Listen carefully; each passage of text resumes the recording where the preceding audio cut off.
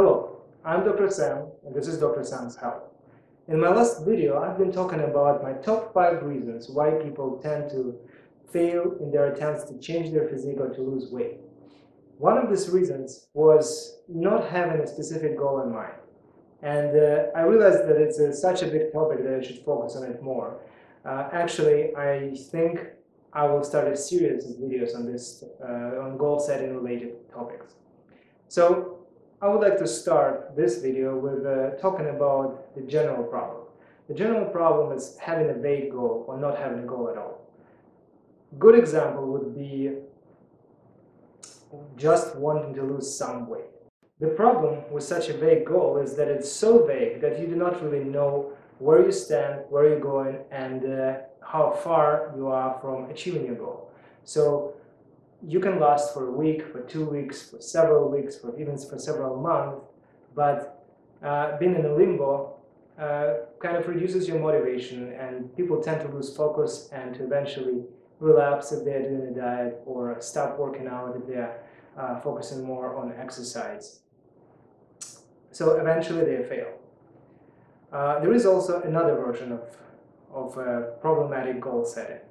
Another version is setting a very specific, but again very vague goal at the same time of having some sort of a dream body. I would like to illustrate this concept with a simple mental experiment. Specifically, I will ask you to envision your best body, your best possible physique. How would you look? How would you want to look like? And that's the key part. How would you want to look like? Most likely, you would like to look like some sort of a celebrity, like a fitness model, bodybuilder, or a Hollywood actor. Maybe you would like to look like Chris Evans in Captain America, or Chris Pratt in the Guardians of the Galaxy, or maybe you want to look like Henry Cavill in The Man of Steel, or Brad Pitt in Snatch. I don't have many good examples of female bodies or body transformations, but maybe I could throw one at you at least, Demi Moore and G.I. Jane.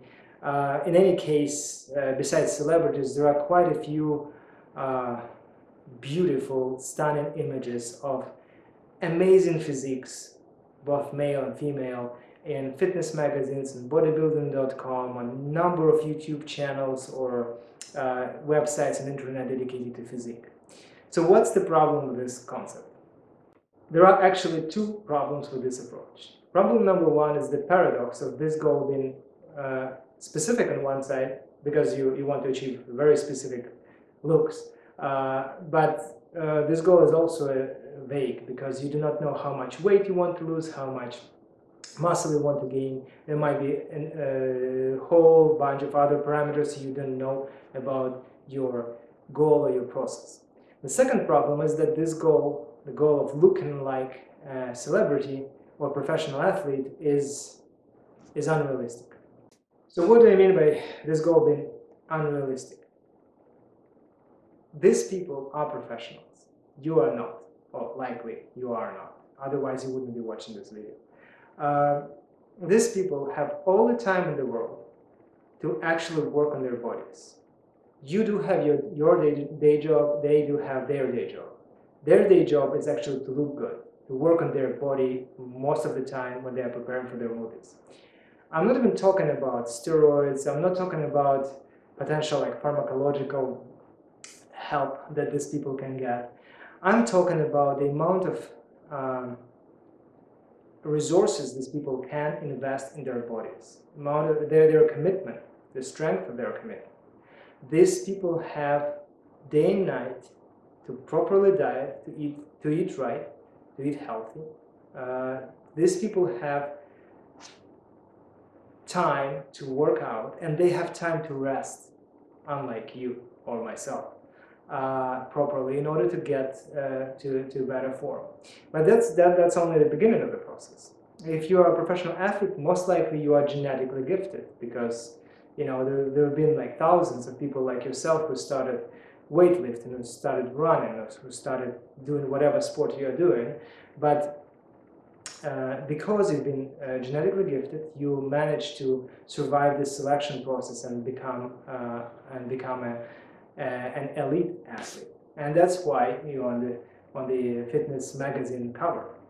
So one is resources these people have, second, genetics, and third, a very important thing is these people are prepared. These pictures and these videos that you are seeing are actually staged.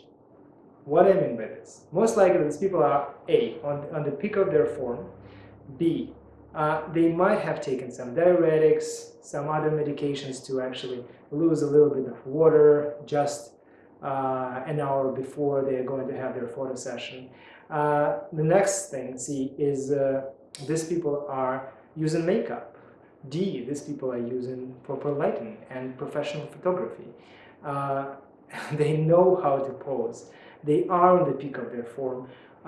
They have all the supports they need to look great for this specific picture, which on top of that is usually photoshopped. It's post-processed.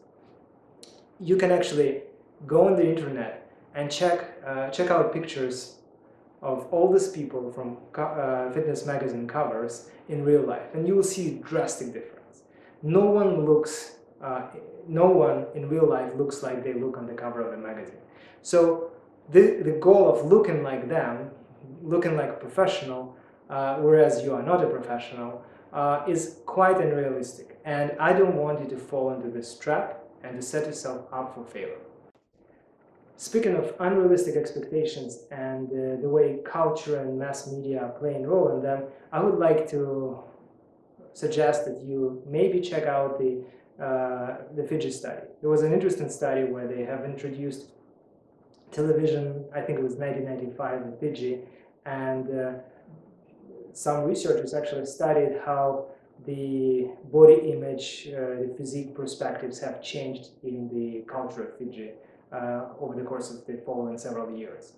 I'll add a link to the description to this video, and you can find a link to the study on my website. Having said that, I don't want you to feel like I'm trying to dissuade you from pursuing your dream physique, dream body shape, goal, and so on. No, I'm trying to help you to set realistic goals, and I'm trying to help you to avoid this trap of setting yourself up for failure. What I would suggest is instead of dreaming about something that would take a long time and a huge amount of effort to achieve, instead I'm suggesting that you use 80-20 rule.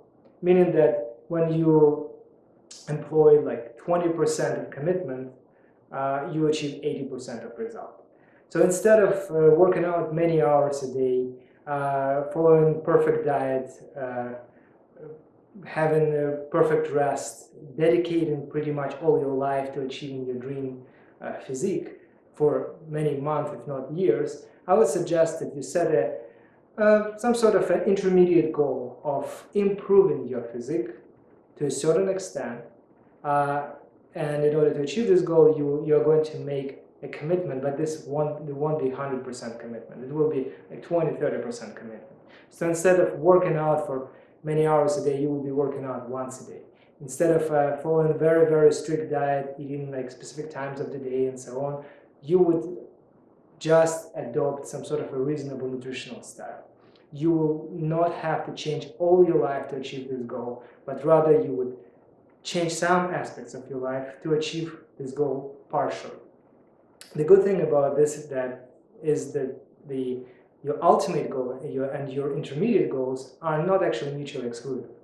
You can always start with intermediate goal, reevaluate in a certain period of time, and see if you want to go further, if you want to increase the amount of exercise you are doing, change the diet, and so on in order to achieve your further goal. That is a really good thing. Last but not the least is there are actually ways of setting goals properly. The ways that allow you to specify all the aspects of your goal and to map out the process of achieving these goals.